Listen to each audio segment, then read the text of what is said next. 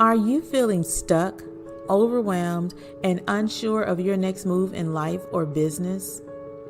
Are you seeking a supportive community where you can receive daily inspiration, accountability, guidance, and coaching to help you thrive? Introducing Energize Her Mornings. Are you listening? Damn. The exclusive accountability community for driven women to experience empowerment and uplifting.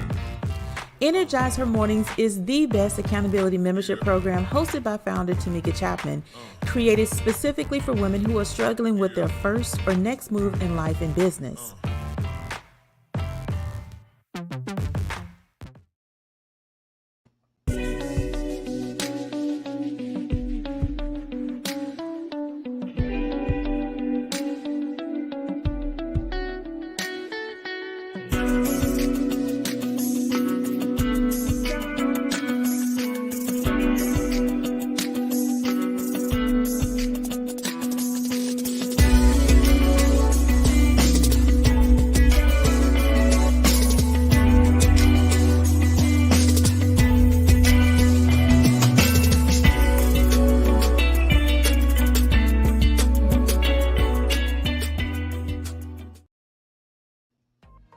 Welcome to the Leading Executive, the preferred leadership development, leadership training, and soft skills learning management platform for various organizations.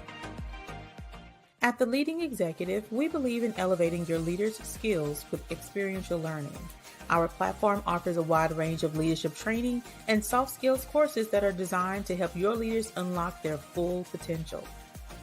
Whether you're an individual looking to enhance your leadership skills or an organization looking to develop your team, the Leading Executive has got you covered.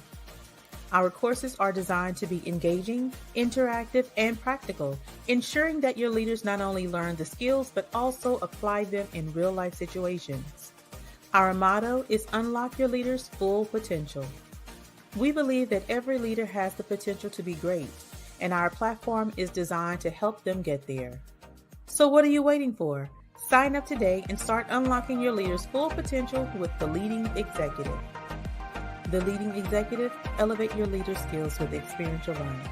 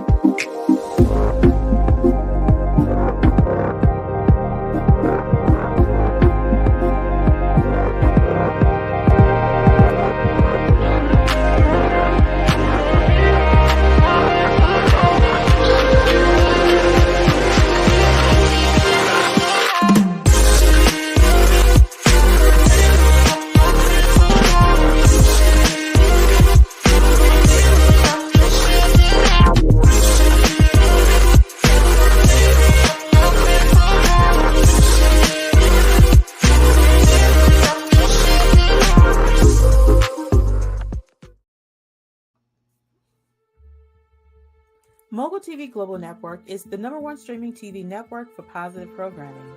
Built on the pillars of culture, diversity, and legacy, Mogul TV Global Network is the award-winning platform serving men, women, and families with purpose, positivity, and passion, while celebrating life by educating, inspiring, entertaining, and empowering viewers around the globe to live their lives on purpose. Visit www.themogulchannel.com. Good evening, good evening, good evening. Welcome to day 4 of the Energize Her Leadership Summit. I'm your host, Tameka Chapman, and I'm just excited to be here again. Listen, welcome. If this is your first night tuning in, welcome, welcome, welcome. I want you to go back and watch the replays of the past 3 nights. You missed a good thing, all right? And tonight, it's just as jam-packed. Matter of fact, it's probably more jam-packed tonight than other nights. But I'm so excited. Hi, Ivory. Thank you for joining us tonight. And as you come on, we are going to ask you to do the same thing we've done every single night. We want you to share this broadcast, share these presentations, share these women with your audience, with other women that you know, like, love, and trust, that you want to see them, get better. You want to see them embrace life. You want to see them take their next step in life, whatever that is. Share this with them so that they can get filled as well. All right. So now that I got that out the way, we're going to get started with the Energizer Leadership Summit. Again, I told you that this is a jam-packed night. Before I get started, I'm just going to let you know who's all here tonight, all right? We have keynote speaker Miss Veronica Burnett. We have an amazing panel of just phenomenal women. We have Tameka Lloyd, LaJune Singleton, Kim Stringer, and Miss Tamara Gooch. Listen, I'm giddy because I'm excited. We also have our workshop presenter, Dr. Stephanie Jones, and we have our keynote speaker, Sanita Mitchell. Again, jam packed. Y'all don't want to miss one moment of this.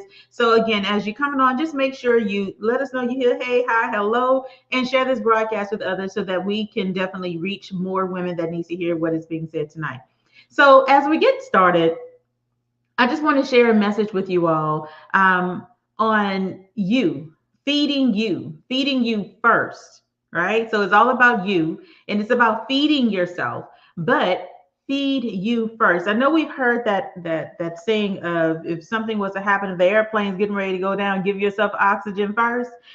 So it's really that same concept, right? But now I want to make sure that you are feeding you first. And what are you feeding yourself? Again, you want to make sure that you're feeding yourself with good stuff, right? So I'm going to touch on six different areas of your life, of you, six different areas of you that needs to be fed. So first we're going to start with your mind.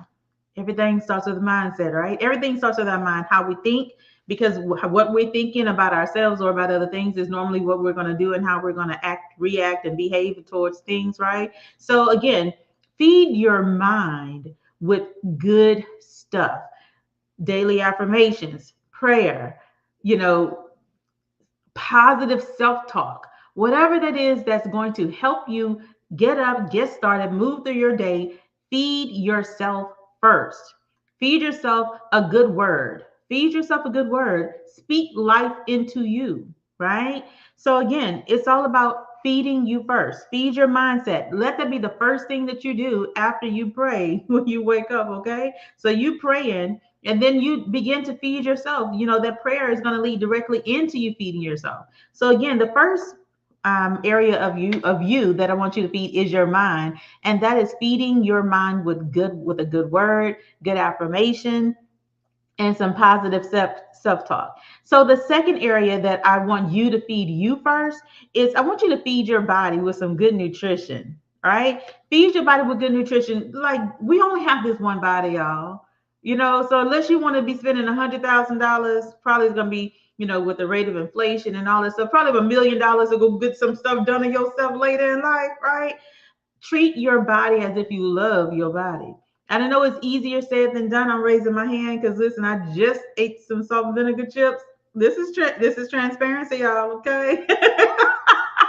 However, you must take care of you. Take care of your body. So feed yourself some good nutrition. I'm going to counterbalance that salt and vinegar chips I had with some good carrots and broccoli. Okay.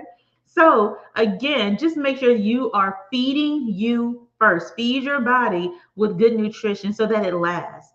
Feed your body with good nutrition so that your body will be good to you. It's all about feeding you first. There are things that you're wanting to do in life, right? There are goals that you want to achieve. There are, vacations that you want to go on. You can't go on those vacations if you're not in a healthy state. All right. So again, the second area of you that I want you to feed is your body with good nutrition. The third area of you that I want you to feed is your soul. Listen, feed your soul with a good word, some good vibes, and some good friends. All right. And if you can't get that anywhere else, if you tune in tonight, you're going to get that right here on the Energizer Leadership Summit. A good word, some good vibes, and some good friends. Feed your soul. What is it?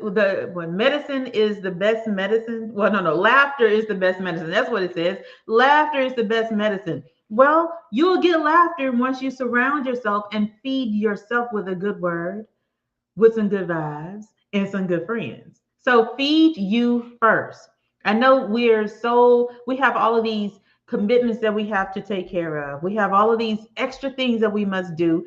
I was just telling Veronica, and I think I've told several other women throughout the week that I have a lot of things going on in my life right now. However, I have to remember to feed me first. If I don't feed me, I can't help nobody. And Coach Tameka, you looking? I see you looking at me. Okay. Yes, I remember her telling me this. LaJune, I can't see, but I'm sure she over there shaking her head too. Okay.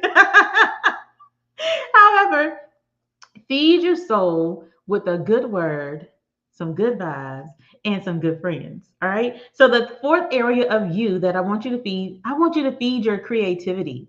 Again, we are on this path doing all of these things, taking care of all of these people, and we're not focusing on the things that we really wanted to do in life.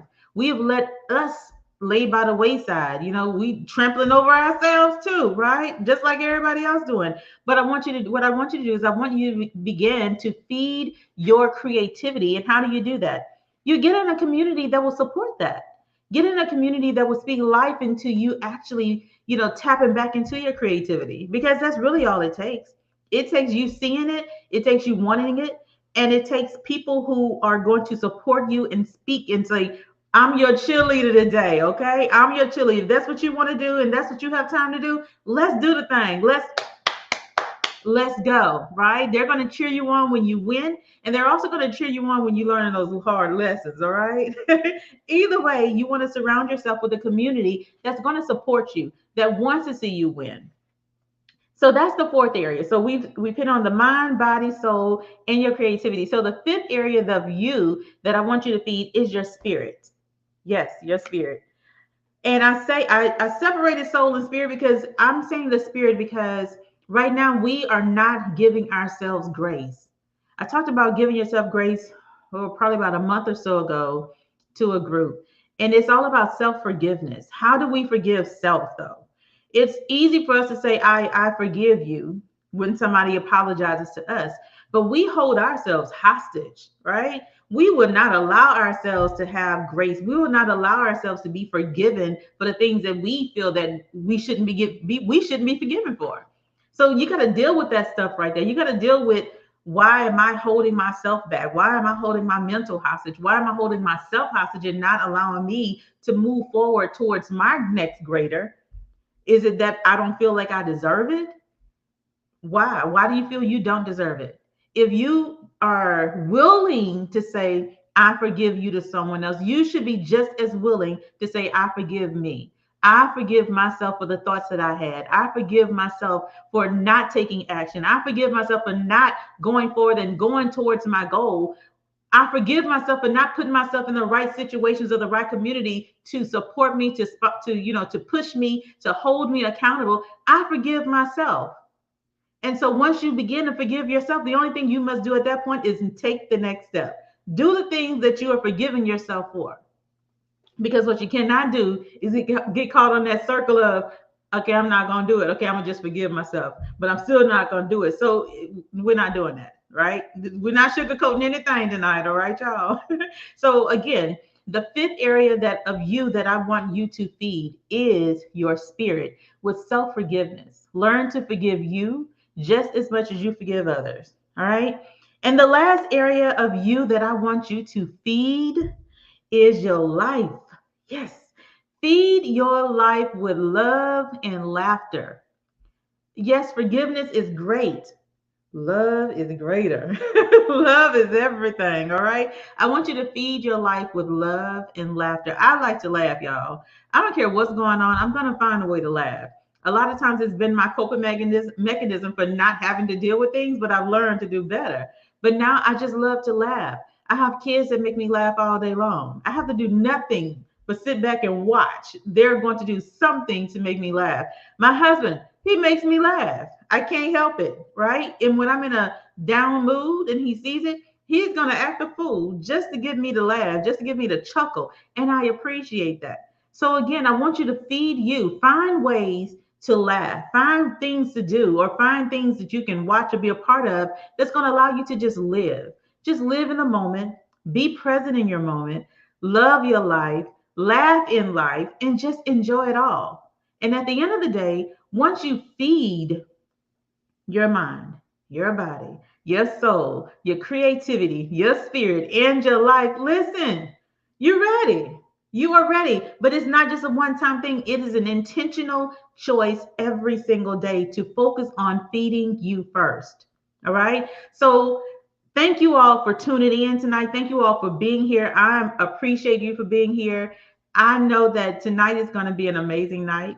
Tonight's going to be really good, y'all. I'm just going to tell you that tonight's going to be really good. I'm so excited to hear the presentations of our upcoming keynotes and our panels and our workshop presenters. It's going to be good. And I pray that you all get out of this whatever you came here to get. Um, yeah, you're going to get something, okay? What you get, I pray that it's exactly what it is that you came for. All right. So, without further ado, I'm going to bring on our first keynotes. Ms. Veronica Burnett. Veronica Burnett is a certified life coach, author, and advocate for healthy relationships. She advocates for healthy relationships, educates about domestic violence, and coaches those who are ready for a fresh start. She empowers those who work with her to seek and expect healthy relationships of all kinds. Her mission in life is to educate, empower, and encourage others to live their best lives. And today, she is committed to doing just that. So help me welcome Miss Veronica Burnett. Hi, Veronica. How are you? I'm great. How are you? I am doing well. I'm doing well. So thank you for being here tonight. I look forward to your presentation, and the floor is yours. Ma'am. Hello and welcome everyone to the Energizer Leadership Summit. I'm so glad that you are here with us this week. If you haven't tuned in every night, go back and watch the replays. I promise you're going to get some really, really great gems and nuggets to push you forward. So I have one question for you because I have 15 minutes and I'm going to talk fast. So first, get your notebook, a piece of paper, something, and a pen because I tell stories, and within my story is the gems that you need. Okay. First question: who gets fired on their day off? This girl. Don't get excited because it wasn't my big full time job, but really I did get fired on my day off. And it was because I was hiding. So tonight, I'm going to talk to you about the reasons for hiding, and that it's time for you to stop hiding. All right? Go with me on this journey really quick. January 26, 2023, I was praying. And during that prayer time, God said something that arrested me. He said, "You cannot be in the forefront if you remain in his shadows." Friends, it's time to stop hiding.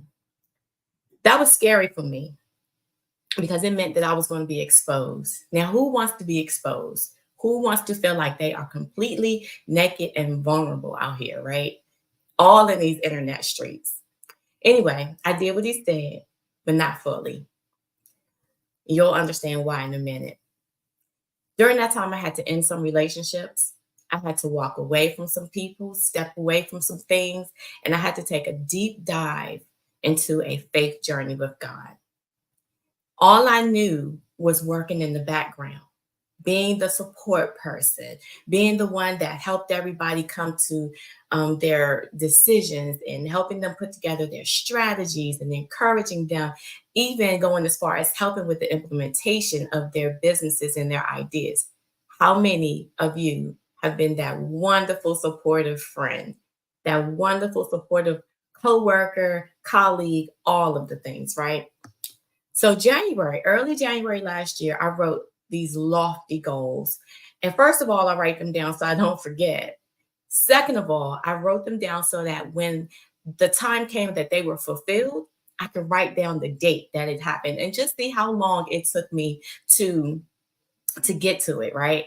So I prayed, I wrote it all down, and then I put some scriptures on that thing. Listen, I was serious about this. So one of the things that I wrote was that I wanted to do this huge business venture. It was something that was outside of the norm for me and made me a bit uncomfortable. But I felt like I needed someone else to hold my hand. I didn't feel like I could do it myself. So I reached out to one young lady and we talked. She gave me some really good advice, some pointers, and then she kind of suggested and redirected me somewhere else. And I'm not gonna lie, I was in my feelings because I wanted this person to help me. I got over myself really, really quickly because that's her thing. And God had another plan for me, right? I didn't see what he was doing. So I go to him and say, listen, how are we going to do this? That's how I talk to him. Lord, how are we doing this? Because I don't know how to do it. And you said to do this. How do I do this? So I go along with about my life and I'm doing things. And a couple of months later, what I was looking for found me. The help found me. I was so excited, right? So, and I ran with it and I happily followed. So my next communication with God was that he revealed more of the vision to me that he had. And so how many of you know that God can't give you all of the vision and every step because he knows that if he tells you the end result, you may skip everything in the middle trying to get to the end, but you miss all of the valuable steps, all of the valuable lessons that you'll learn along the way. The lessons you learn when you fail, when you fall, when you make a mistake, you learn from those things. And God knew that I needed one step at a time. I needed that because I was faith challenged. And remember, I said we were on this faith journey together, growing my faith. And when I say faith challenge, I want to use that word because I can say lack of faith, but that means I had none. And I know I did. It was just challenging for me to exercise it. So stick with me because I'm going somewhere. This business venture was so good and it spun into something else. And then I was about to do a third thing right after that. And this was going to be good. So I was busy. I mean, busy, busy. I was busy helping someone else build their brand and their business, right? So the day before, my business partners and I were supposed to come together and do a thing. We get this text message, and the text message said, "This is it. Good luck on your future endeavors." And I didn't get it. Now, the rest of you may be able to read between the lines, but really I didn't because I was so invested in this person's business and their brand. So we're sitting there, we're waiting, and we're sending messages and texting and calling, and we were met with silence and then more silence. And then, do you know, it took me to the evening to figure out that I was fired. How many of you have been fired?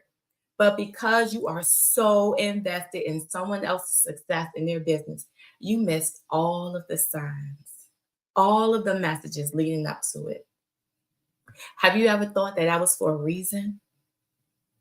So let me tell you what God said to me after that realization. He said, I told you to stop hiding. Just like that. Stop hiding behind other people. When I tell you, it was like a ton of bricks that fell on me. And I felt so embarrassed because I had easily slipped right back into my old ways. Here I was thinking that this thing was perfect for me. Now, don't get me wrong, I learned a lot. And I'm still going to use everything I learned in the middle. But my attitude during that time and my posture was not what God had in mind for me. I was back to hiding behind someone else's business rather than fully stepping out there. That's what he told me on January 26th. Stop hiding behind someone else. So let me tell you what hiding is. It's when you shrink yourself and you put your assignment on the back burner to do everything else rather than what you're supposed to be doing. A good friend of mine told me that hiding is a selfish act and it robs people of experiencing your true potential. If God is giving you something and provided you with everything you need, then why not use it? Why not use your God-given abilities? What's the purpose of being smart if you can't teach someone else? What's the purpose of writing down the plans in your journal, making those 5 beautifully crafted vision boards, saying all of these prayers, writing scriptures, everything, saying all the affirmations, and then you don't act on them? What's the point? It's just an arts and craft activity. Let me tell you what this looks like. So I wrote down this vision in January 2023. God told me to come from behind someone else, come to the forefront. And instead of allowing God to order my steps, I followed someone else instead. So it looks like writing this vision and slapping a prayer on it. You know, the famous one that we all quote, Habakkuk 2, verses 2 through 3. I'm going to read it to you real quick. And the Lord answered me and said, write the vision and make it plain upon tables, that he may run that readeth it. For the vision is yet for an appointed time, but at the end it shall speak and not lie. Though it tarry, wait for it, because it will surely come. It will not tarry. Listen, we use that scripture all the time. Write the vision, make it plain. Write the vision, make it plain. So we write it. But because we lack patience to see it through, we jump on the first train, hitch ourselves to the caboose, and follow. If God said, come from amongst them and be separated, how do you go back and be a follower? I'll let you answer that for yourself. So why do we hide? And what are we hiding from? We hide because we're afraid of our own potential and we are faith challenged. So I was watching this podcast the other day. A guy named Pastor James shared 5 things that will stop us from growing. And I'm going to add on to it 5 things that help us, that keep us from flourishing. And here they are. So the first one is pride, because I'm reading it because I don't want to miss it. And I added my spin. Pride. We don't want people to know who we are. That's prideful to keep it to yourself. Rebellion. That's being disobedient. Ignorance, because we may not know everything and it keeps us from flourishing. Laziness. Now, I'm going to say this is disguised as procrastination, but sometimes it really is laziness, because sometimes you just don't want to get off that sofa and stop watching those wonderful shows on Netflix.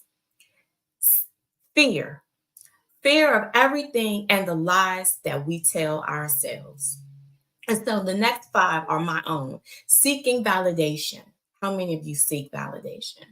Afraid to develop into the person we need to be to go to the level we want to be. Other people's opinions, they don't matter anymore. Memories of past failures, jealousy, abandonment. I'll let you put your own in there, okay? Now let me tell you how to free yourself, because I don't want to leave you hanging. Free yourself from this hiding place. And I'm going to give you the keys, but these keys are to get you out of prison. I can give you 5 steps. I can give you 10 strategies, but it's really not a formula. It's more about your mindset.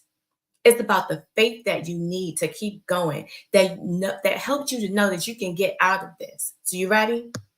This is what I want you to write down. If you write nothing else tonight, I have power, authority, and permission to operate in my God-given assignment. Write it again. I have power, authority, and permission to operate in my God-given assignment. Luke 10, verse 19 says, behold, I give unto you power to tread on serpents and scorpions and over all the power of the enemy, and nothing shall by any means hurt you. So repeat after me. I have power, authority, and permission to operate in my God-given assignment.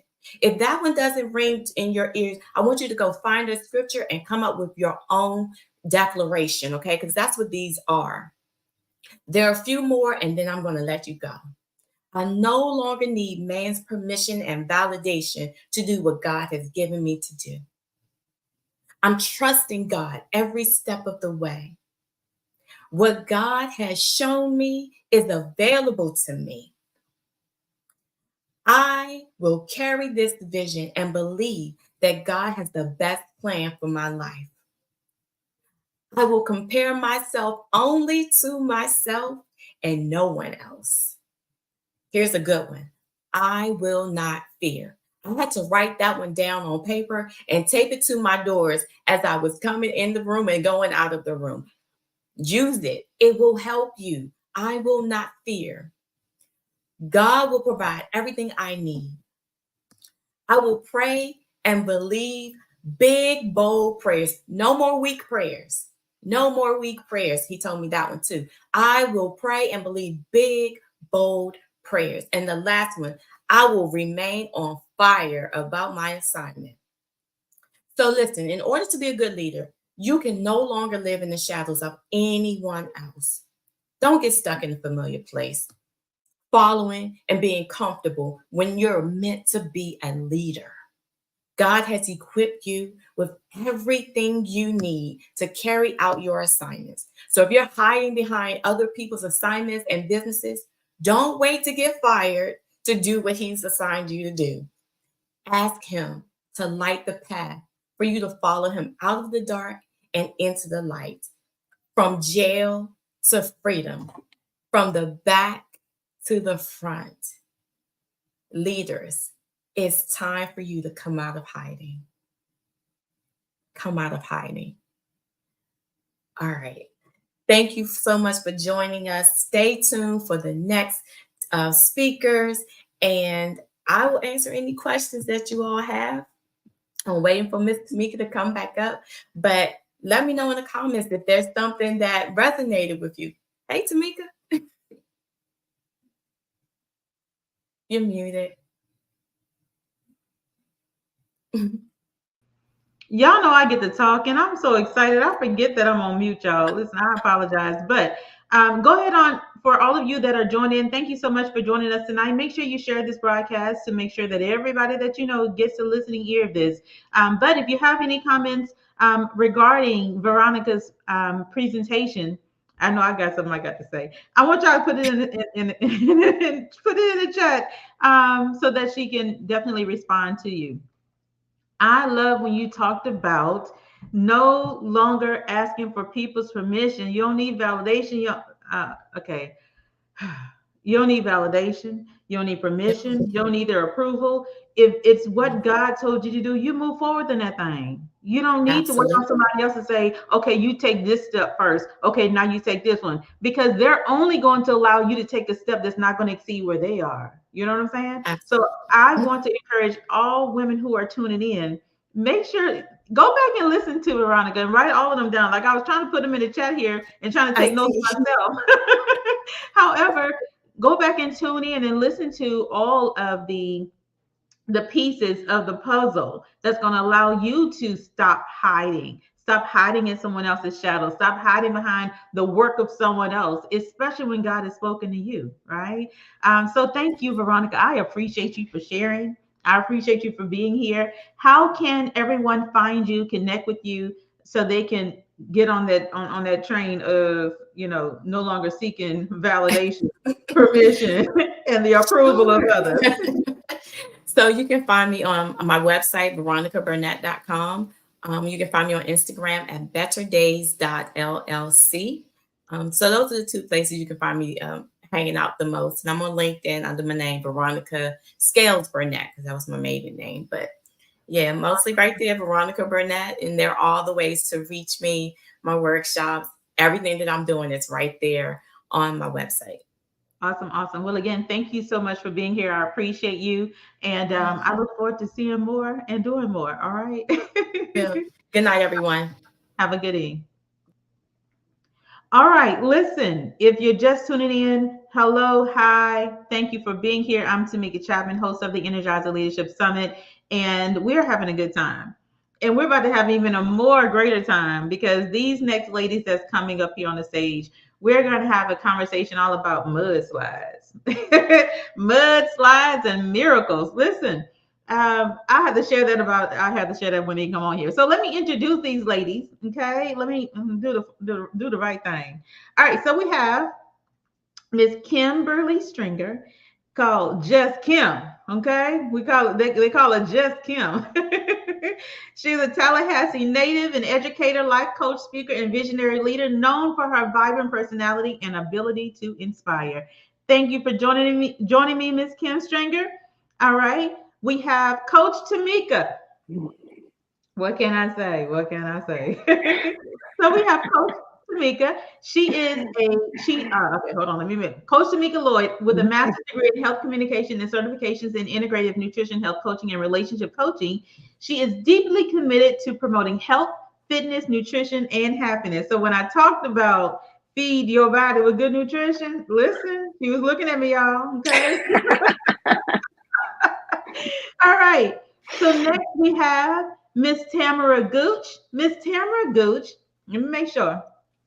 Multi-passionate and serial entrepreneur, master certified coach, transformational speaker, international best-selling author, and podcast show host. Listen, she empowered busy moms to unlock their superpower, overcome mental blocks, and turn their clutter into clarity. Welcome, Miss Tamara Gooch. Welcome.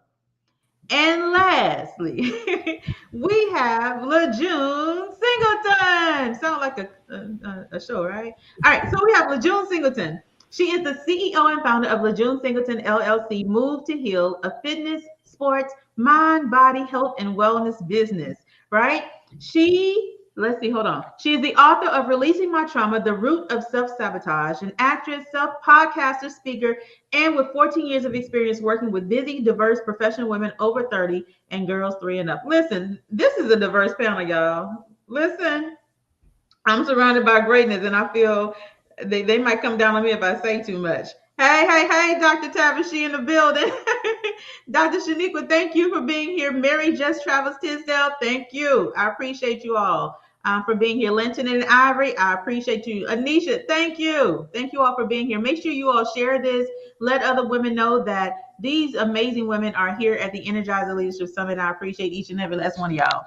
All right. Oh, Mr. Dame in the building. Hey, Mr. Dame. Okay, I'm sorry. Hey, Mr. Dame. All right. So as we get started, again, we are talking about mudslides and miracles. And this came to me not because I was thinking about it, but it was a download because I was just like, okay, what do we talk about and how do we talk about it? How should this be worded so that people can understand the magnitude of what it is that we're trying to get across? When I think of a mudslide, I think of how I was telling my sister the other day. I said, when it's muddy outside, I'm from Louisiana, y'all. So when it's muddy outside and you still got that water that's pouring down, you slipping and you sliding and you looking for a piece of grass or a branch to hold on to pull you back over to safety. And if you don't find it, you're just going to keep sliding, right? It's just that muddy path. And the miracle side comes in because it's that but God time, right? It's that but God season, right? We were grasping for that grass and we couldn't find it. We couldn't grab on it because it wasn't long enough. But then it was just that one little patch that we saw coming up. We said, if you just give me the strength to just reach out at the right time and hold on to it and keep holding on to it, it's going to be all right. I'm going to get off of this mudslide. So that's what tonight is all about. It's about overcoming life challenges, right? Because again, those things that's happening to us, it's all about life. It's what it is that's happening to us in life. And so I'm excited to be here. I thank each of you for being here. I know this is going to be an amazing, amazing conversation as we talk about these mudslides and miracles. So we're going to start with Kim, just Kim.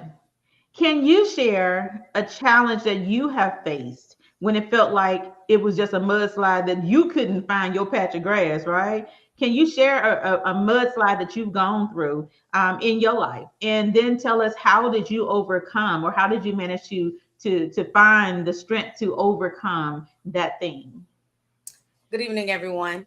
The first time that I could remember in my adult life was September 14th, 2012 at 2:00 in the morning. And I remember it so well because that was the day that my father transitioned.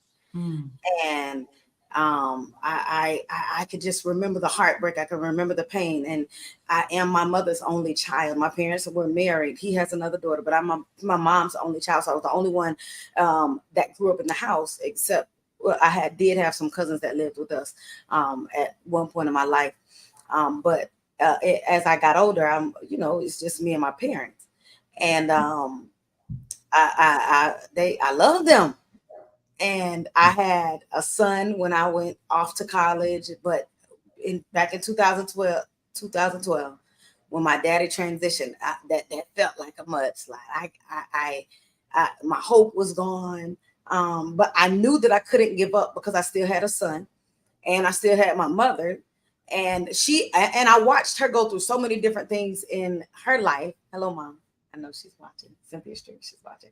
But I watched her go through so many things in her life, but I also watched her be a resilient woman. I also watched her believe in God in spite of everything that she had to go through. So I knew that I couldn't give up. I knew that I had to hold on to something. But like you said, it felt like a mudslide. My whole life was turned upside down because I love this man. I was with him for 30 years, and in October it would have been 31 years when I turned 31.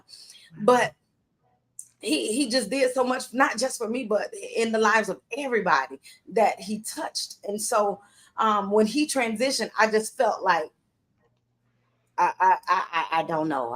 It's very hard to describe. I can remember waking up every morning and it felt like my heart would break into a million pieces all over again when you remember.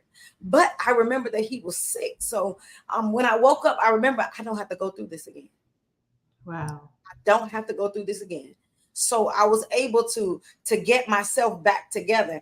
And the way that I got through that, when you talked about the mudslide, I thought to myself, sometimes you got to go with the current. Because there's absolutely, when you're going through something like that, there's nothing that I can't swim against the current or try to get back because he's not coming back. And I can remember talking to God and I said, Lord,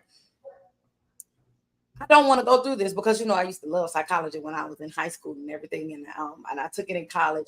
And I remember that there were 5 stages of grief. So I said, Lord, I don't want to go through all of these stages. Help me to get through it. I don't want to do it. I know that I can't bargain to get him back. It's not going to happen. I don't want to be mad at you because, there's nobody else that I can be upset with. And God said to me, he said, Kim, you got to go through it. You have to. You have to go through it. He also said, but I'll be with you while you're going through it. So I relied on my relationship with God to get me through that. I had to feel what I felt. And I understood. I used to say that I had every right to feel like that.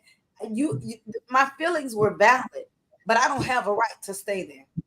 I don't have a right to stay there because see, the Bible tells us, and I think it's 1st or 2nd Thessalonians chapter 5, it's rejoice evermore. That wasn't a suggestion, right, at all. So I had to get into a place like I was like Habakkuk in chapter 3, verse 17 and 18, where he was talking about all of this might happen. The fields may yield no meat, all of that.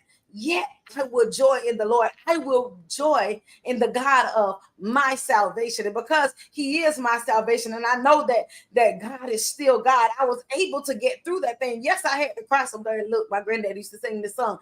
I lay awake at night. Sometimes I have to cry sometimes, trouble in my way. But that's all right. Because I know that Jesus will fix it. I know he will.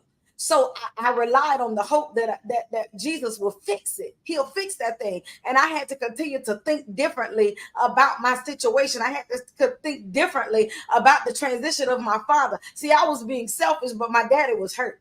He was hurting. He was ready to get out of this thing. And then when I thought about it, see, he graduated. He don't have to worry about the troubles in this world anymore. He didn't have to do all of that. So I had to stop being selfish, and I had to understand that my daddy, he look, he did what God did what he did. There's no point in me being upset with him. Now, did I have those troubles at the difficult times? Absolutely. As a matter of fact, from September, because September is when he died, October is his birthday, my birthday, and my son's birthday. Wow. October. Then we have November, all of the holidays in November, December. I love my family.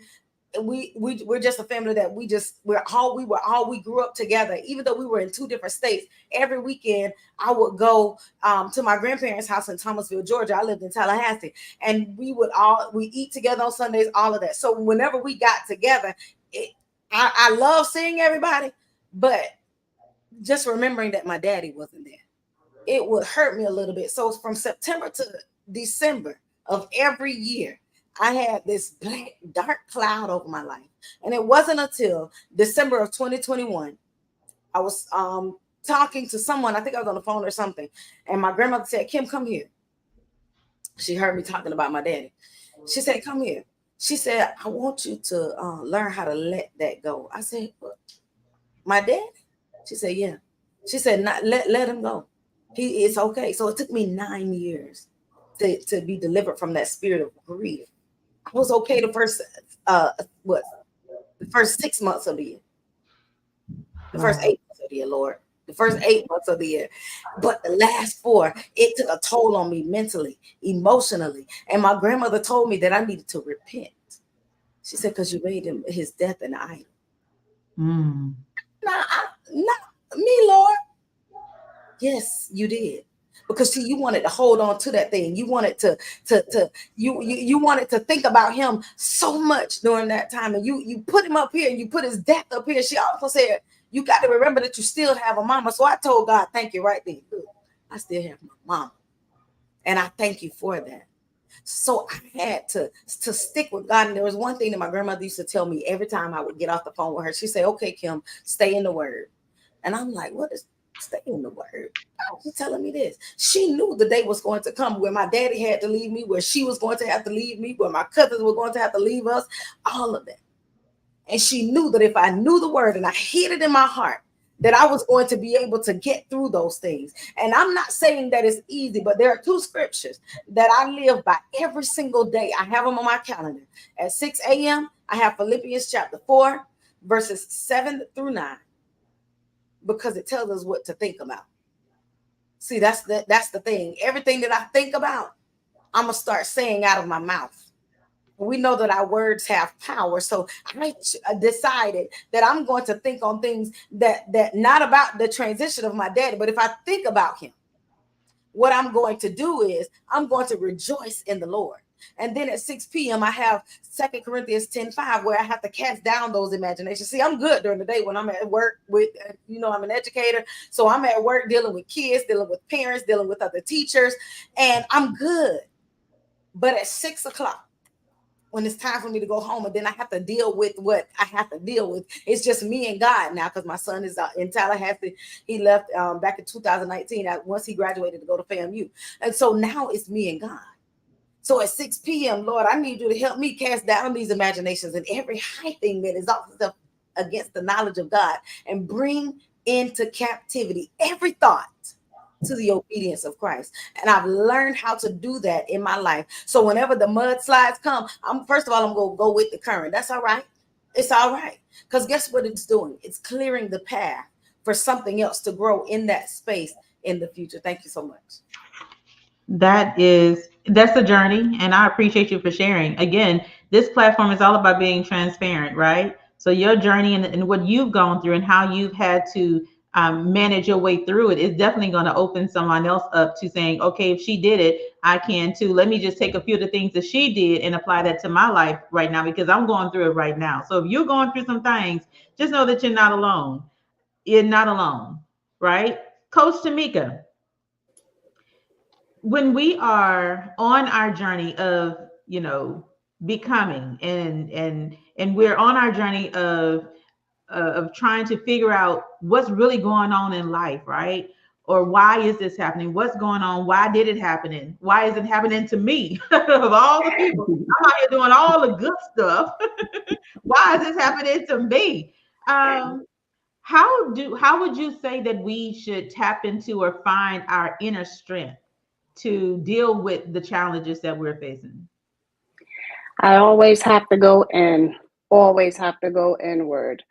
My mudslide started back when I was 14, when I lost both my parents within a month of each other, that ended up being homeless at 16. So it wasn't until I decided to really take a step back at that time. And God always sends angels, sometimes not in the form that you think that they should come in.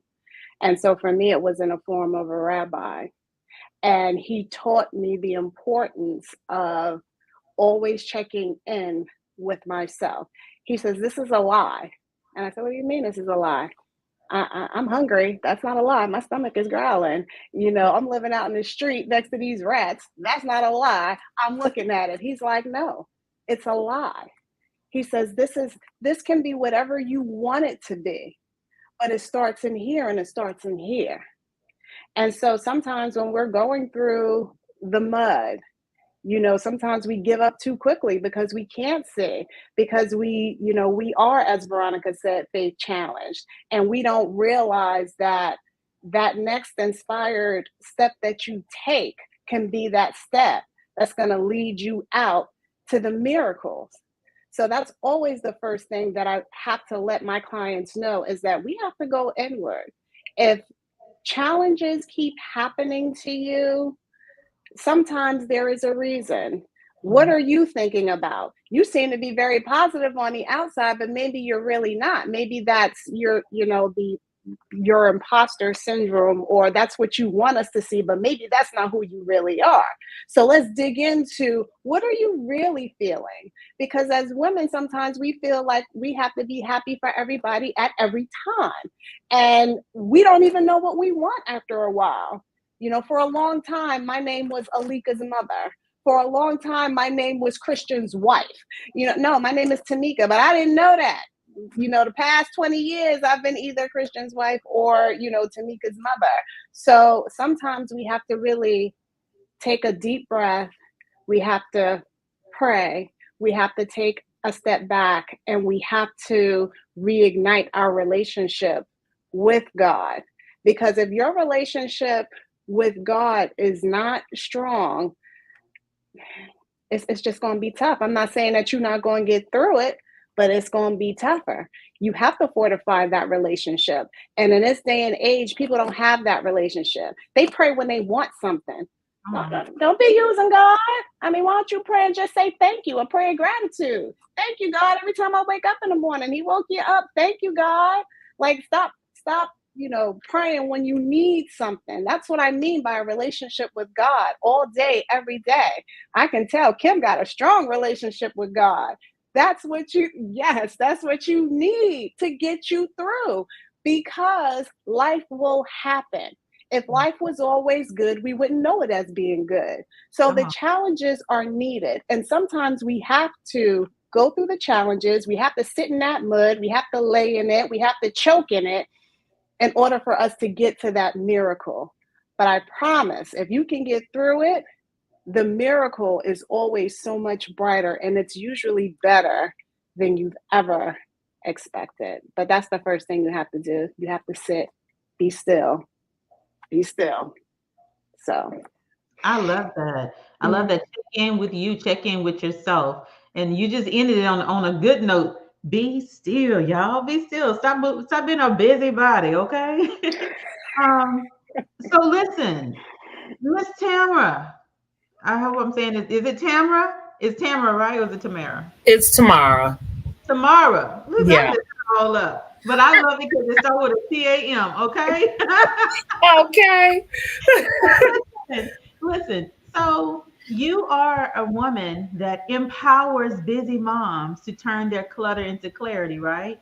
Right. And as we're talking about these mudslides, it's a lot of women, it's a lot of busy moms that's feeling like they're on a constant mudslide right now, right? So how important is it to have a support system?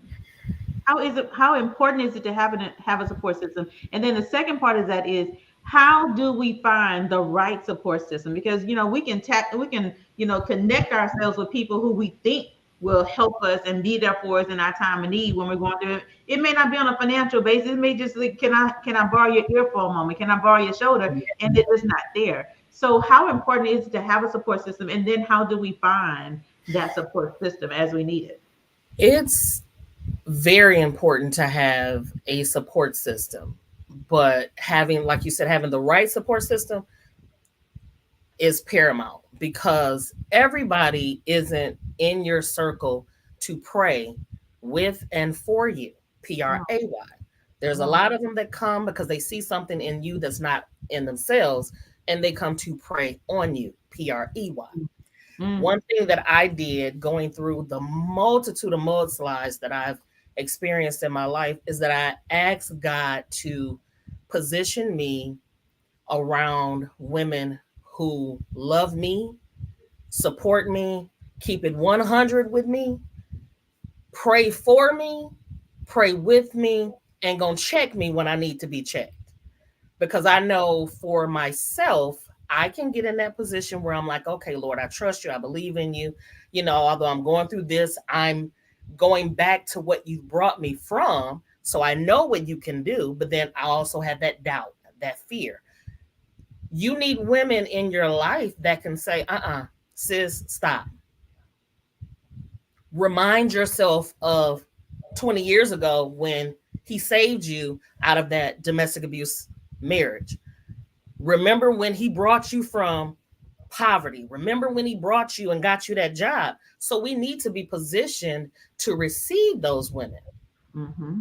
Because if we look at those who glitter, shine because they're a part of this organization or they're a part of this clique. My husband laughs at me because I tell him I'm not a cliquish type of church woman. My pastor laughs at me because he like, you that type of Christian that you just gonna say it. Yes, because we can't say we want good for our sister in Christ, but we don't hug her, we don't love her, we don't check her, we don't say, sis, let me pull you to the side. Mm-hmm. Let's pray right here, right now. I'm not going to say, well, yeah, I'll pray for you. We're going to pray right now because you need it. So I had to get in that state of mind where I was willing to receive my circle. I had to be able to receive my tribe, my village, because I had trust issues, being hurt from, and I'm not going to say church hurt, from the people that went to the church. Mm-hmm. I had to differentiate that because then I was a new Christian and I said, okay, Lord, because I want to go to church and do something. Mm-hmm. But then I have to go back and ask for forgiveness. So I said, Lord, position me to recognize those things that are not of you. If my spirit ain't matching your spirit, then something wrong. And I'm going to, just nice and politely tell y'all, no, yeah, we good. But he started just revealing those women for me to reach out to. And the small circle, I can count on one hand, of women who I trust to pray for me, that I can call and say, here's what I'm going through. Because a lot of times we as women and Christian women, we don't want everybody to know our business. Come on. We don't want everybody to know our business. And one major mudslide for me thinking about this, which allowed me to get in the position to ask Christ to send those types of women, because I'm a straight no chaser type of Christian. And I need that. I don't need someone to millie mouth me. But I remember coming out of my marriage, which he was going to school to be a minister, but it was abusive. And I was sitting, when I escaped, sitting back in my hometown in Michigan, and I kept thinking how I did a disservice to my daughters. I felt that I wasn't good enough to be their mother. So I said, okay, Lord, I'm sitting by the river. I can't swim a lick. I said, Lord, okay, maybe my parents should just raise them. I'm done. Now, nobody's sitting around me. Nobody's standing around me. And I was bold talking to God. I said, Jesus, if you are who you say you are, you got to prove yourself to me. Because right now, I feel like just jumping in there and being done. Mm-hmm. In seconds, I just felt the Holy Spirit say, wait on me. And I'm looking. In my head, I'm like, okay, am I losing it? I was like, Lord, what? Wait on me. I got in my car. I sat there, I cried, and I kept saying, Lord, what do you mean, wait on you? I heard, just go home, read your word. I went home, and my mother, I would always say, she's the closest thing to God I know. I've seen so many miracles in her life. And something you said, Kim, that my mother used to say that same thing. I went in the house, I went in the basement, because I came back from Florida, and I had nothing. So I was living in my parents' basement with my daughters. My mother just peeked down the steps And she said, just pray, stay in your word. I'm looking at her like, I don't want to hear that right now. I need something else. That got me to that point of going to Bible studies, going to prayer meetings. I didn't feel my prayer was going no higher than the ceiling, but I went. I sat around women who I really didn't trust, but I stayed there. And in my head, I kept saying the same thing. Lord, send women who are for me. When God told me to write my book, my first book, I didn't want to do that. He said, it ain't for you. It's for the millions of other women who are going through domestic violence right now. I said, but that's my business. That's personal. I have to, you mean to tell me I got to put all this in a book for people to know what I went through, what I experienced? It took me to get let go from corporate America, to get that pink slip. And then he said, you got time on your hands. What you gonna do? I said, well, I guess I'm gonna write that book. In the midst of writing that book, I kept praying. Those 5 women, still to this day, I love, I appreciate them. One of them turned my book into a stage play. I didn't know it while she was getting her doctorate. So it was that village of people, but I had to wait. And in that waiting season, I kept reminding myself, I'm a visual person. So I kept thinking about Psalms 23. I felt in the valley by myself. That's how I was feeling. God had to remind me, I'm holding your hand. You feel alone. I ain't never left you. So you stepped away from me while you walking ahead of me thinking you know what you're doing. I was right there waiting on you. I had to really visualize myself grabbing his hand, crying out to God, and I found myself prostrate on my floor like, okay, Jesus, I surrender it. I surrender it. And I called my village because at first I didn't want to because I felt embarrassed. I felt weak. Mm-hmm. And I was reminded of something my dad would always tell us during our family Bible study was that at your weakest is when you're your strongest because you're pulling from Jesus's strength. And I said, okay, how could that be? Because I feel depleted. I felt like, okay, how can I encourage, empower, coach, talk to, mentor anybody when I'm feeling this way? Jesus said, oh, get up. Get up. I had to get to that position where I was like, okay, get up and do what? Get up. Because we as Black women sometimes we're trained and taught, you got to be strong. You cry it out, go in the bathroom, wash your face, and then you go out there. God was like, it's okay to be weak. Call your sister, call your village, and tell them what's going on and let them pray for you. I wasn't a laying of the hands on person because I'm like, okay, when something on you, you may put it on me. No, we're not going to do that. But I had to learn to release that and allow that village to come in, to do what God had purposed them to do for my life, in my life, on my life. And to this day, it has made me a stronger woman. It has made me and I had to pat myself, a more powerful Christian.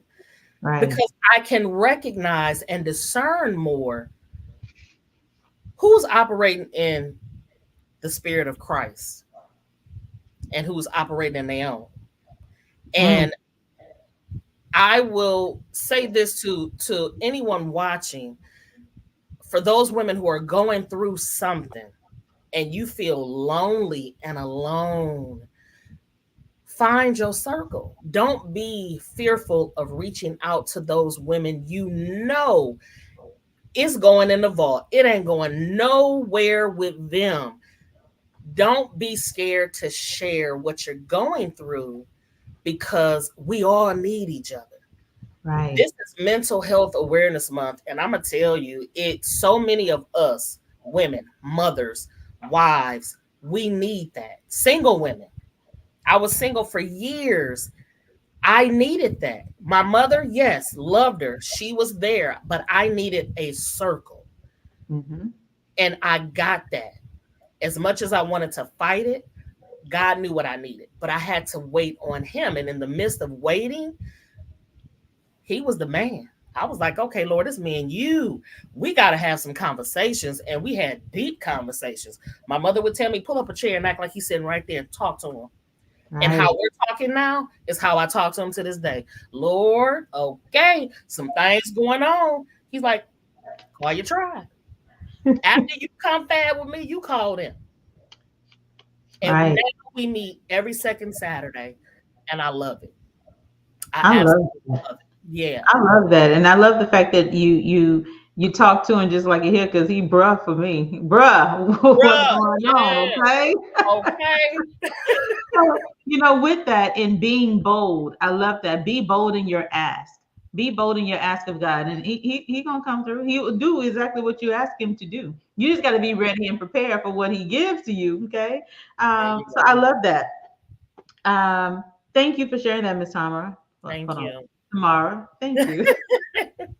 So, Lejeune, have you ever experienced a moment where it seemed as if it was just a mudslide, but it was actually a setup to be one of the biggest blessings that you've ever received?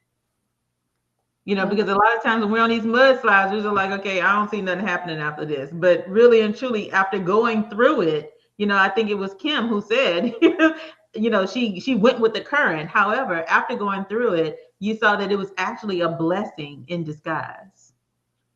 I can definitely say yes. I can say my 2023.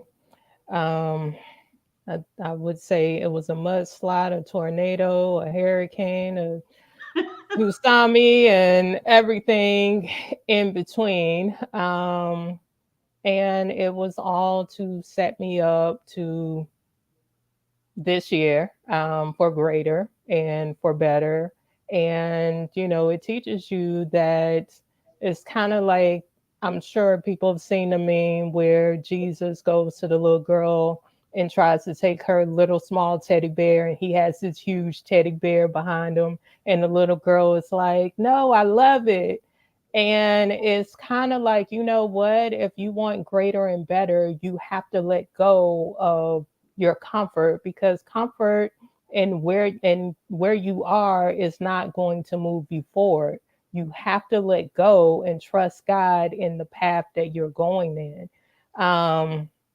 Having a great support system along the way is definitely important. And I definitely appreciate my support system of being there during everything that I experienced. So having that is number one and essential, because you sitting there with your own thoughts will drive you crazy, and the devil preys on the weak and will have you thinking so many things and have you in a negative space where you're suicidal, you want to hurt people, and things like that.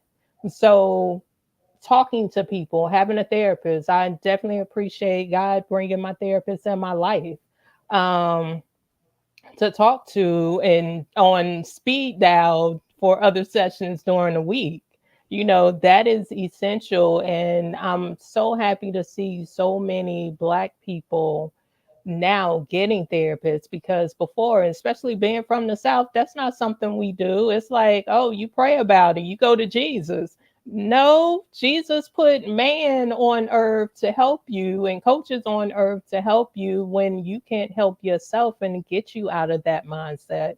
So I would say, definitely, we all go through something, and we go through it to be a testimony to help other people who are in those situations become a better and best version of themselves, because we're all worth it.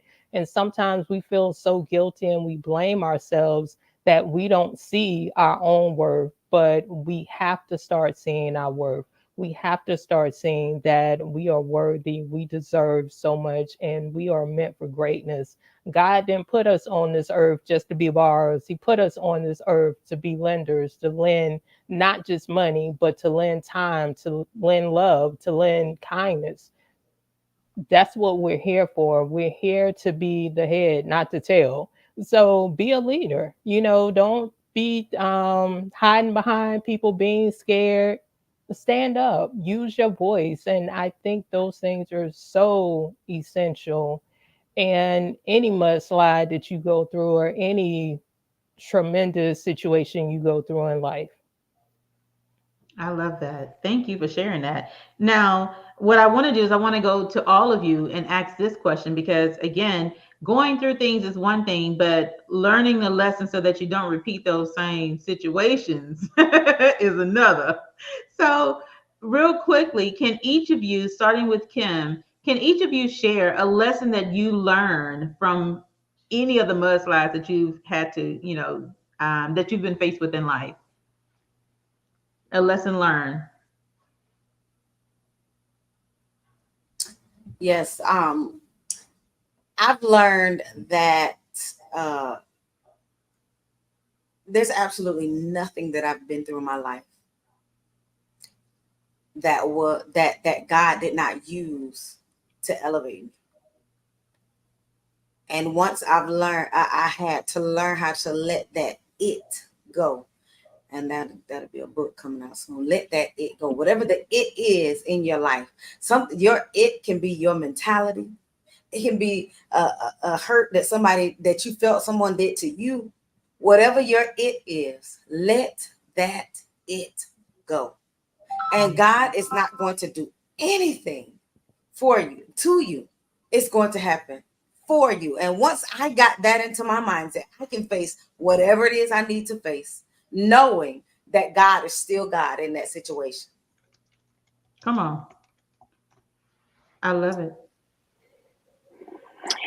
The two things that I learned that I still utilize to this day, one is the power of forgiveness. When you don't forgive, you're just stuck. And I was stuck for a long time because I didn't forgive. I blamed God for taking my parents. I had to forgive God. I blamed my parents for dying, had to forgive them, had to forgive the things that I did to people out of anger, frustration, negativity. So the power of forgiveness is really what helped me just be more of me. And the second thing that I learned was that God created powerful beings. Like, I'm a powerful being. He made me in his image. And for me, growing up when, you have little self-esteem issues, that was big for me because it was me knowing that, okay, I'm a child of God. I can do anything. That means I can get out of this. And I got all the tools that I need, even if one of those tools, like LaJune said, is go see my therapist. But I got all the tools that I need to make whatever situation better, to make me better, so that I can show up in the world as my authentic self. Because once I start showing up as my authentic self, that's up to you to either like me or not. I don't care either way, because I'm always going to be me. I'm going to love you. If you don't like me, I'm still going to love you because that's me. Right. But those were my lessons from my mudslides. I love that. I almost had a song pop up in my head that is not appropriate right now. Okay, come on, Miss Tamara, come on. Oh my goodness. Two things that I learned. I have to first preface this by saying I'm the youngest of 7 kids. Oh wow. And I never got a spanking. Never got a spanking. They would call me spoiled, but I was watchful. I paid attention. I learned what not to do. So what Coach Tameka said, I learned forgiveness because I had to be watchful. I had to learn how I can forgive. I won't forget, but I don't have to wear what I've gone through. Mm-hmm. I can now navigate those mudslides and remind myself of, okay, I'm not forgiving them for them. I'm forgiving them for me. Right. Because if I don't forgive them, it's going to hurt me more than it's going to hurt them because they're going to move on to the next victim. Come on. Second thing that I learned was to have faith. And I know, so many people say that, but our faith can waver depending on things that we go through. And when you've gone through a lot, your faith can feel like it's no longer there. And that's where I was for a long time. But I had to realize that God gives us that small portion of faith. It's up to us to use it. And my mother reminded me, even on her deathbed, she gave me a bag of mustard seeds.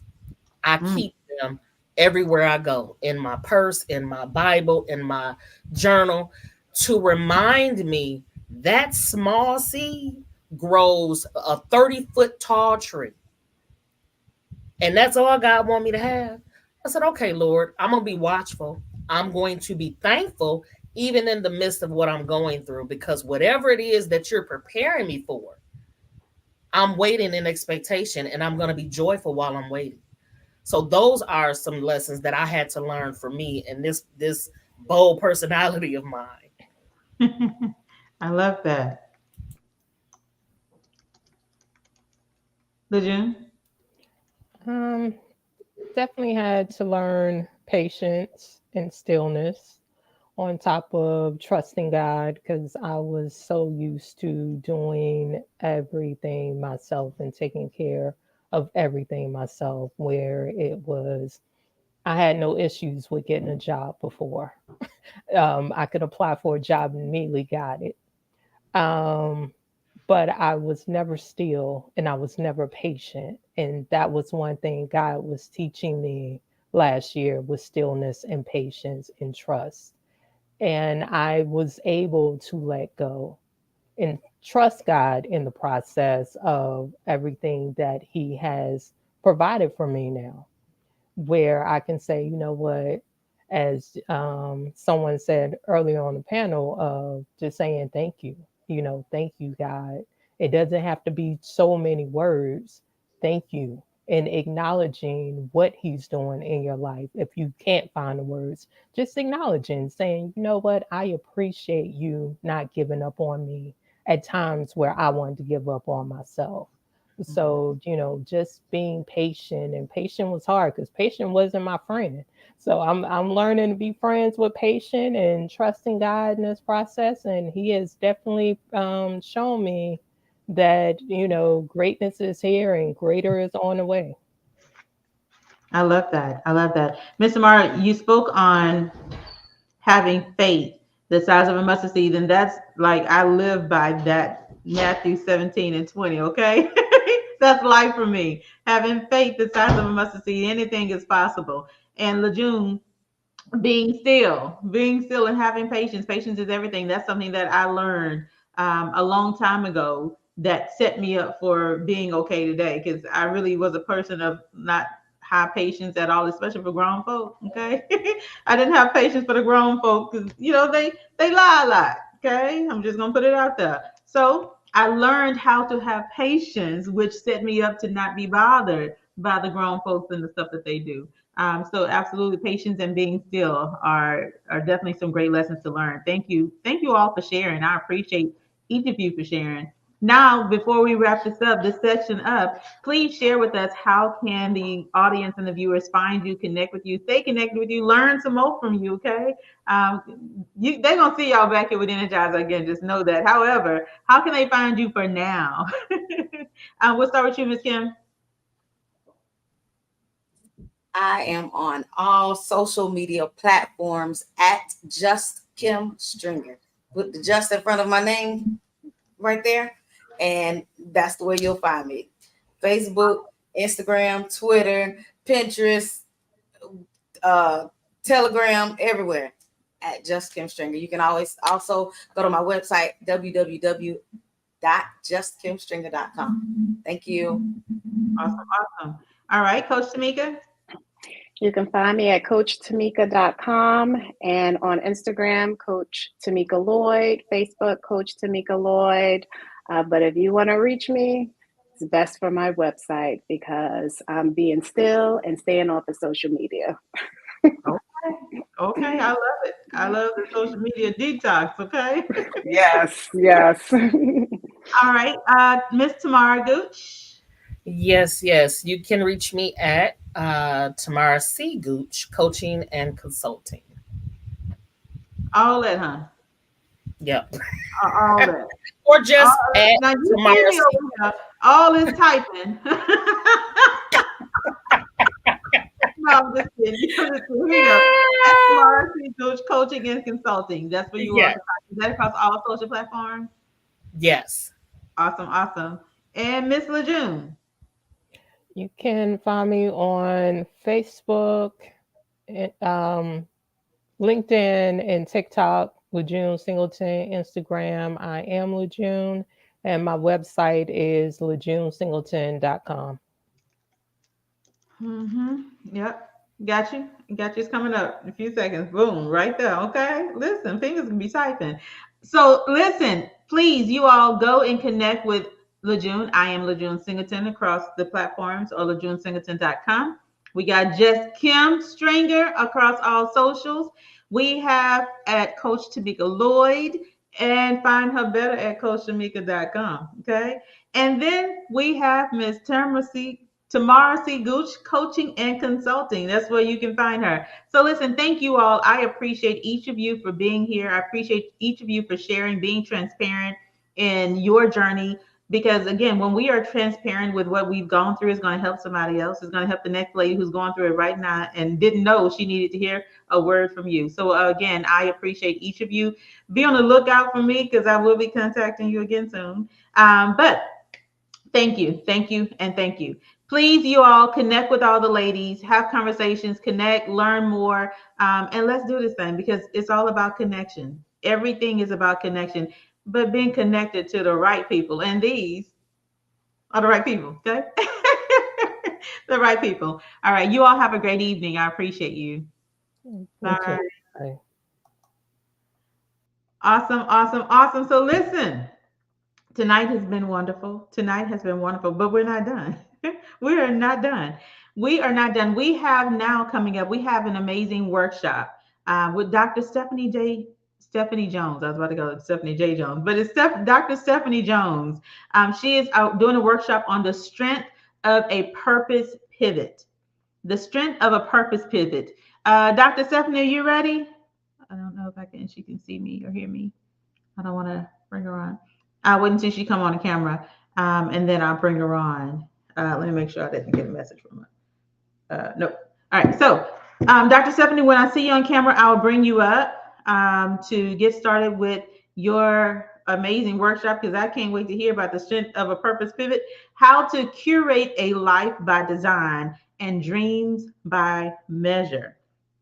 Listen, tonight has been absolutely amazing. If you're just tuning in, I'm Tameka Chapman, the host of energizeHER, a leadership summit.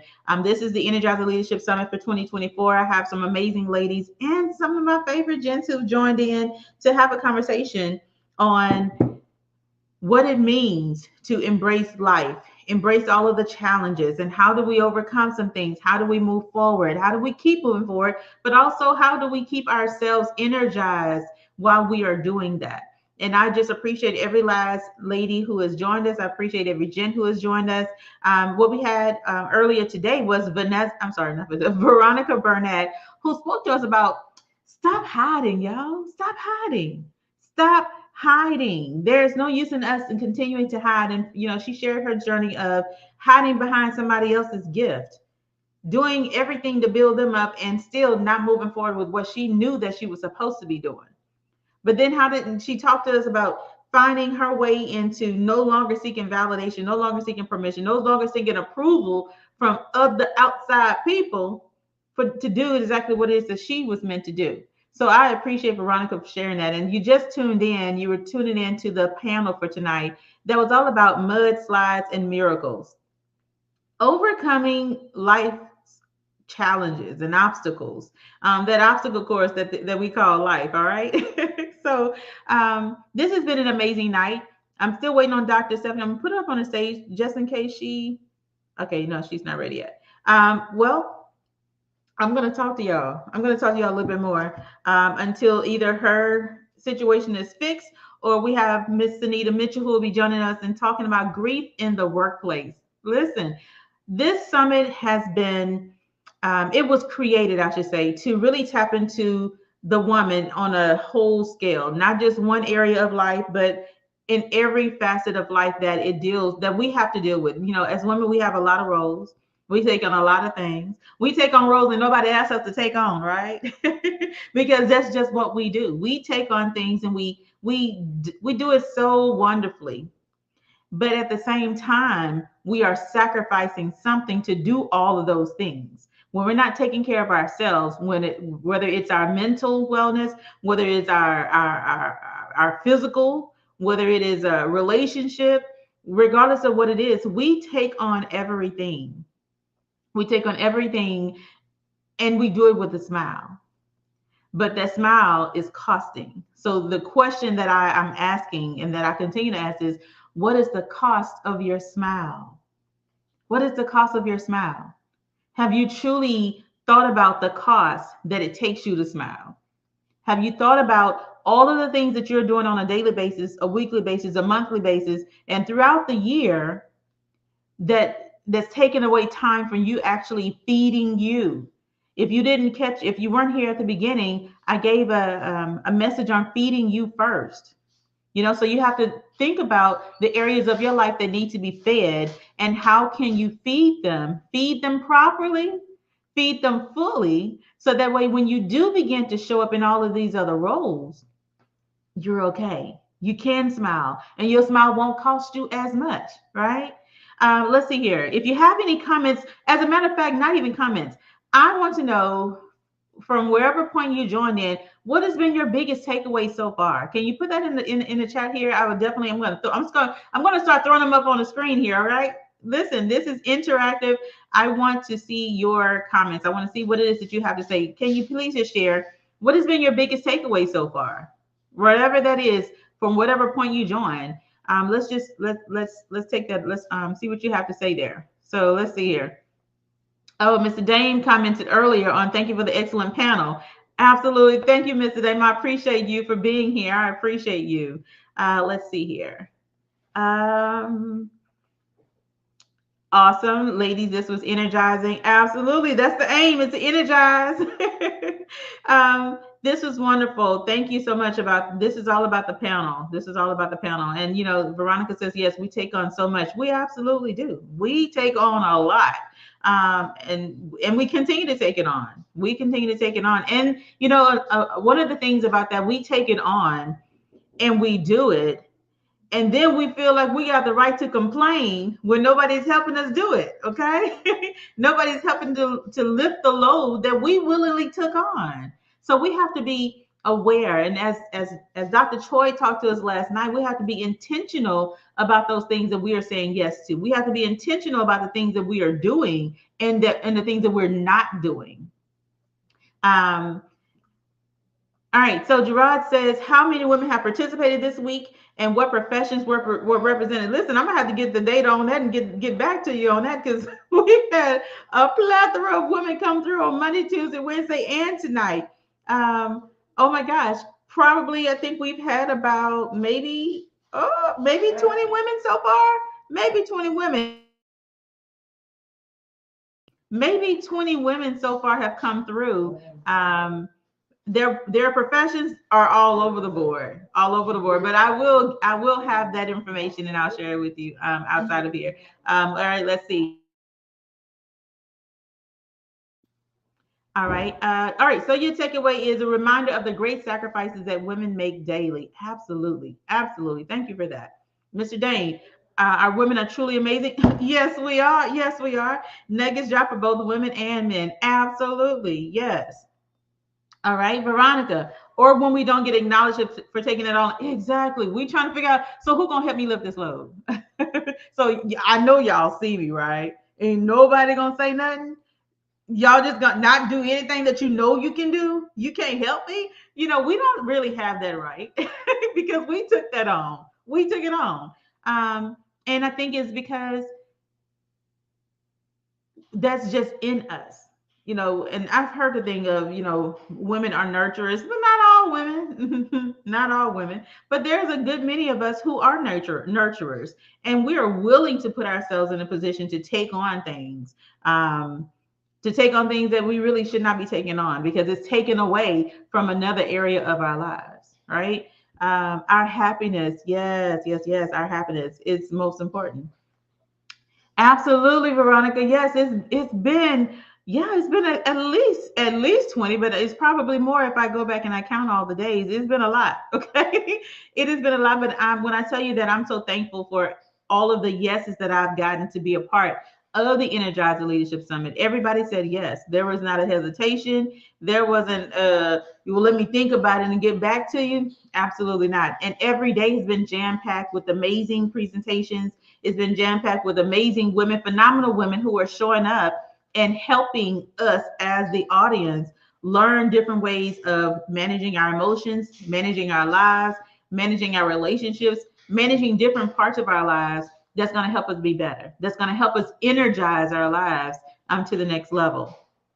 All right. And we have Ivy here. When our blessings turn into burdens, that's exactly what happens. That's exactly what happened. And a quick thing about that, years ago, oh my gosh, probably a good maybe 6 years ago, I was doing everything. I was doing everything and some, everything and some.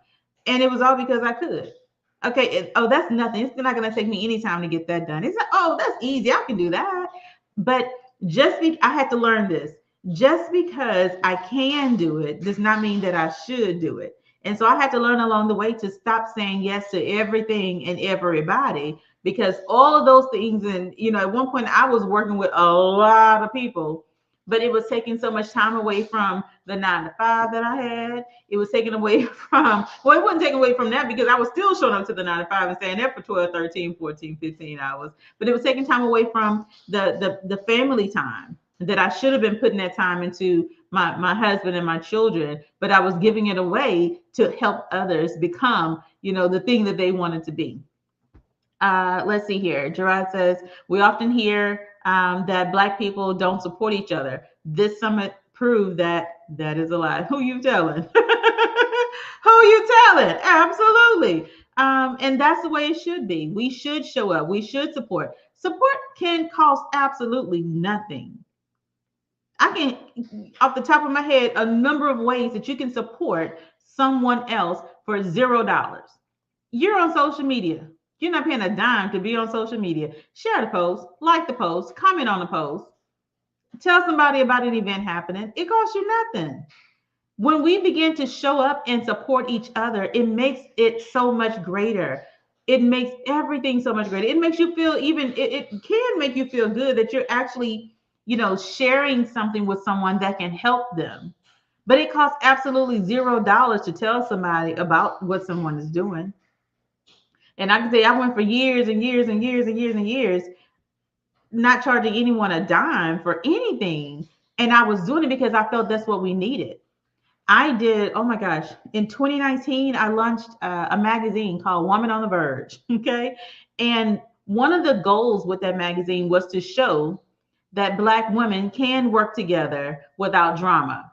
And you know what happened? I had about, I think it was 20 women who signed up to be article writers for that magazine for different areas, different content that they would be bringing. And I was just like, wow. And so it showed that women can work together. They can definitely work together. But thank you for sharing that because, yeah, this summit proved it, y'all. This summit proved it. I'm just going to hit on the last couple of comments here because Dr. Stephanie is in the house. All right, so they must be connected to the wrong. Absolutely, because they definitely not connected to me, okay? All right, learn the power of N-O. It's a sentence. You don't even have to have an exclamation point at the end. You can just improperly write the sentence N-O, and whoever read it can take it for what it is, all right? And the last one here, keep up the great work. Oh, thank you, Mr. Dane. Keep up the great work, Tameka. Your work is greatly appreciated. Thank you, Mr. Dane. I appreciate you. I appreciate you. So listen, without further ado, oh, hold on. I know she did not just leave over here again. I think we are having, okay, she's coming back in. She's coming back in. All right. Dr. Stephanie, let me see where she is. All right, there she is. Here we go. Here we go. We're in here. We are in here. Oh my gosh. Thank you for being here. I appreciate you for being here. I'm introducing Dr. Stephanie, who is giving us a presentation on the power. Hold on. Let me make sure I say this right, because I know I just messed it up. Okay, the strength of a purpose pivot, how to curate a life by design and dreams by measure. Yes. Awesome. Okay, here we go. Hello, everyone. Thank you so much for joining me for my workshop. And it's about the strength of a power pivot, okay? And how to have a life by design and dreams by measure. And the one thing I want to say first, I want to commend everyone for joining this initiative and stepping up to the plate to be energized and inspired and empowered. And truly, it is our community of women encouraging one another that gives us the trajectory and the fuel and the strength we need to know that we can do anything that we put our minds to. And sometimes we need that reminder. And in order to really have the strength to do a power-packed pivot that is based on a purpose-driven life, you have to, one, give yourself permission.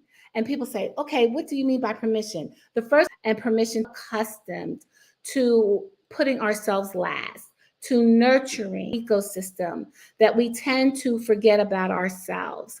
And if we don't, permission to actually be. And when I say be, I mean be encouraged, be inspired, to be dreamers, because we're so busy handling business and we're so busy taking care of things and people.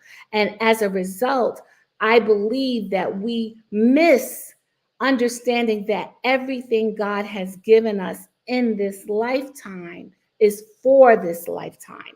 You know, it's not to be aspired to achieve later on in life or even after death, but actually while we are here. So how do we integrate our purpose and what God has given us by design? And how do we integrate that into our dreams of measure and dreaming big and having a thirst and a desire to be, do, and have? How do we integrate that into our lifestyles, our career choices, our relationship choices, or even just our life choices? And what does that look like? And if the life we have and the life we're living and the things we are penning our paper